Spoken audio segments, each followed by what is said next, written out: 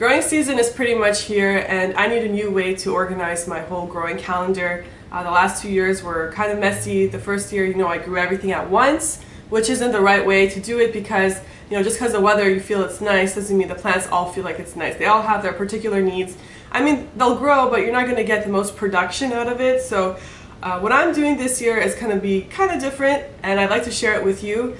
Like I said, it's really complicated. It's really messy. Like, look how many seeds I have here, and all of them have their particular needs. Like, for example, this milkweed, it says here 1 to 2 weeks after average last frost when to sow outside. And this one says 4 to 6 weeks you start inside, this marigolds, after average last frost. And then this one is watermelon, and this says to plant it when start seeds indoors 2 to 4 weeks before night temperatures stay above 55 degrees. And then you have cherry tomatoes, which I got from Botanical Interest, which I like. Start inside 6 to 8 weeks before average last frost, or 1 to 2 weeks before average last frost if you want to sow it outside. Then you have peppers, and peppers you're supposed to sow at 7 to 8 weeks before the last spring frost.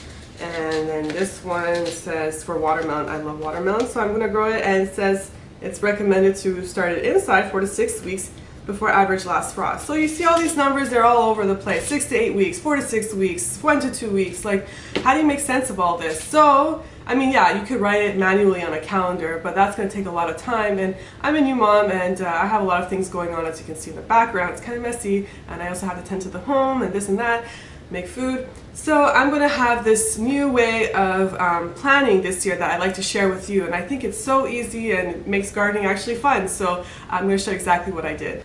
The way I'm doing this is I do it through Google Calendar, which is free to get a Google account, and most people have them.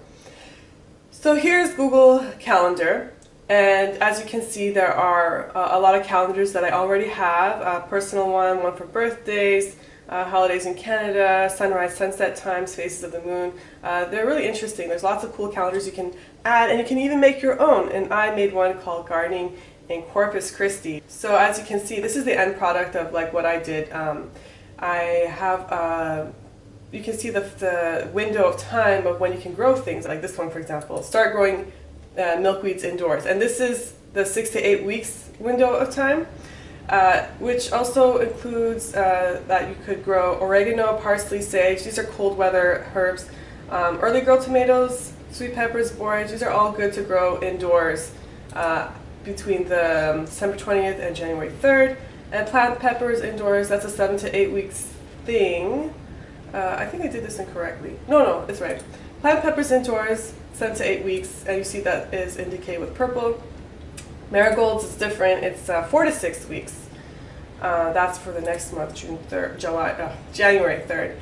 Marigolds, sugar snap, peas, basil as well, between January 3rd, indicating this orange color, to January 17th. Lettuce seeds I can do from January 3rd to January 17th. Grow tomatoes from January 10th to the 24th. This is the 4 to 6 week window of time. And so on and so forth. I think that's pretty straightforward. And I have it pretty much covered until April. You can grow things from December to April in Texas. I'm planning on growing watermelon, by the way. I'm going to really make sure to succeed in that this year, hopefully. So how do I do this? How do you do this for your city? Because every place has their own gardening zone. So I'm going to show you step by step how I did this. Add other calendars. You go new calendar, and you name it, like growing in, I don't know, if you're in Toronto or something, and you go create calendar. And that's it.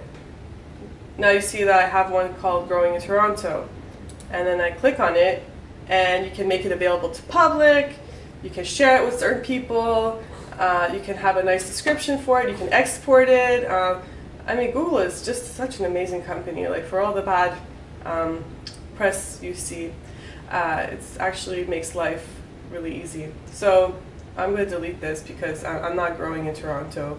I don't plan on ever living there again. You can just delete this calendar, permanently delete. And the first thing you need to know is what your frost date is. Okay, so you can just simply Google, let's see, like for Corpus Christi, last day of frost, right? Okay. Last day of frost. Last day of frost. Day of frost. Okay, you can go to the Farmer's Almanac. I just used the February 14th one, but I mean it's different every year, but I just said February 14th because like it's Valentine's Day, easy to remember, because I want to repeat this every year on my calendar, you know. So the last day of frost here for 2018 seems to be February 17th.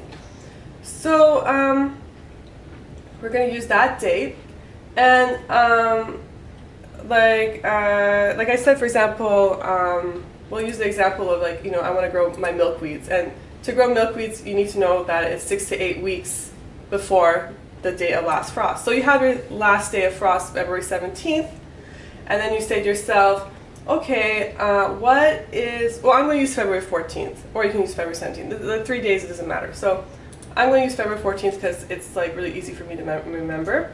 So I write on Google, what day is 8 weeks before February 14th? And it tells me in Google very easily, December 20th. And so I go here, December 20th, I start my, you can make an event, more options. Make sure you choose your gardening calendar, and then you say like, okay, growing milkweeds.